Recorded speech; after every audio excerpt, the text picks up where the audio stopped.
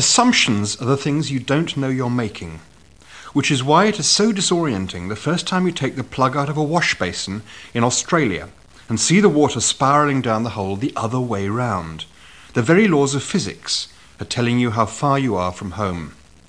In New Zealand, even the telephone dials are numbered anti-clockwise.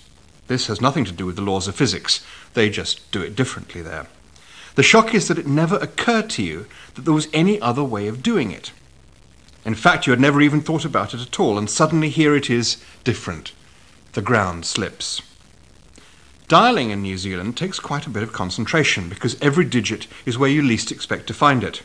Try and do it quickly, and you will inevitably misdial because your automatic habit jumps in and takes over before you have a chance to stop it. The habit of telephone dials is so deep that it has become an assumption, and you don't even know you're making it. China is in the northern hemisphere, so its wash basins drain clockwise like ours. Their telephone dials are numbered like ours. Both those things are familiar. But every single other thing is different. And the assumptions that you don't know you're making will only get you into trouble and confusion. I had a kind of inkling that this would be the case from what little I knew of other people's experiences in China. I sat in the plane on the long flight to Beijing, trying to unravel my habits, to unthink, as it were, and feeling slightly twitchy about it.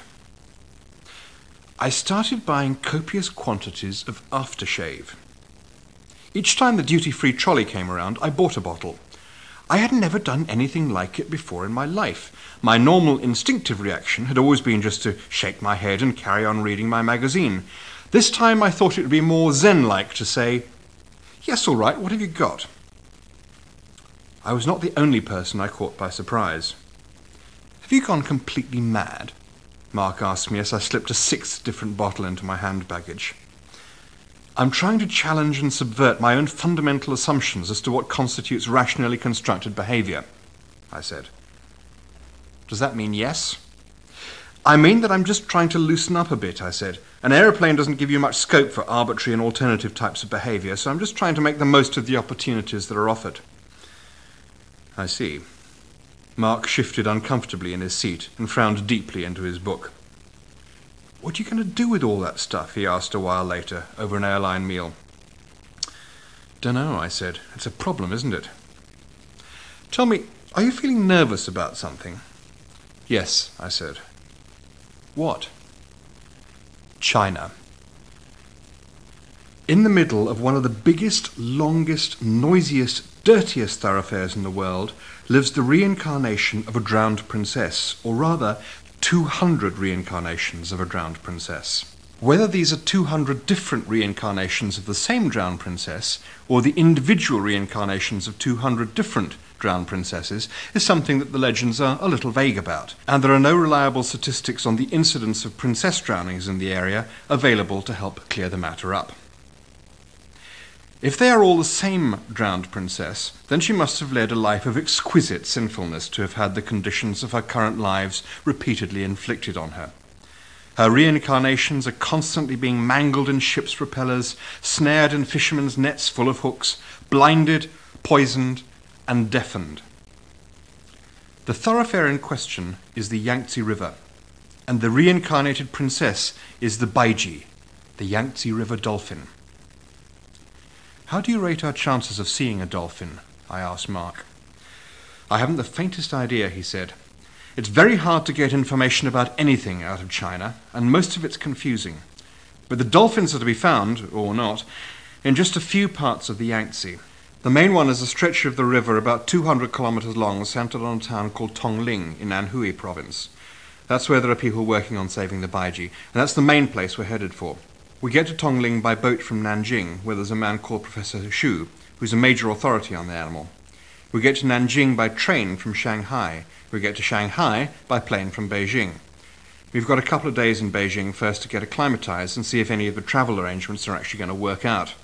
We've got thousands of miles to cover, and travel is meant to be insanely difficult." "Do we have much leeway if things go wrong?" I asked. "Which days are Professor Shu and the others expecting us?"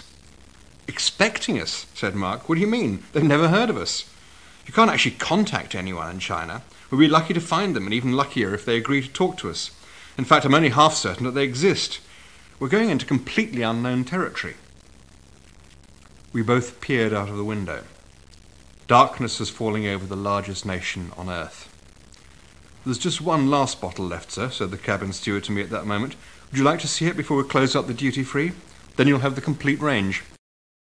It was quite late at night as a rickety minibus delivered us to our hotel on the outskirts of Beijing.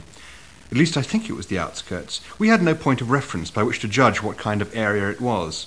The streets were wide and tree-lined, but eerily silent. Any motor vehicle made a single and particular growl instead of merging with a general traffic hum. The streetlights had no diffusing glass covers, so the light they shed was sharp, highlighting each leaf and branch and precisely delineating their shapes against the walls. Passing cyclists cast multiple interweaving shadows on the road around them. The sense of moving in a geometric web was added to by the click of billiard balls as they cannoned across small tables set up under occasional street lamps. The hotel was set in a small network of narrow side streets, and its facade was wildly decorated with the carved red dragons and gilded pagoda shapes, which are the familiar stereotypes of China. We hefted our bags full of camera equipment, recording gear, clothes and aftershave into the lobby past the long glass counter displays of carved chopsticks, ginseng and herbal aphrodisiacs, and waited to check in. I noticed an odd thing. It was one of those tiny little disorienting details, like the telephone dials in New Zealand, that tell you are in a very distant and foreign country. I knew that the Chinese traditionally hold their table tennis bats the way we hold cigarettes. What I did not know was that they also hold their cigarettes the same way we hold table tennis bats. Our rooms were small. I sat on the edge of my bed, which was made for someone of half my height, and laid out my bewildering collection of aftershave bottles in a neat line next to two large and ornately decorated red and gold thermos flasks that were already standing on the bedside table. I wondered how I was going to get rid of them. I decided to sleep on the problem. I hoped I'd be able to. I read a note in the hotel's directory of guest services with foreboding. It said, "No dancing, clamouring, quarrelling, fisticuffings, or indulging in excessive drinking and creating disturbances in public places for the sake of keeping a peaceful and comfortable environment.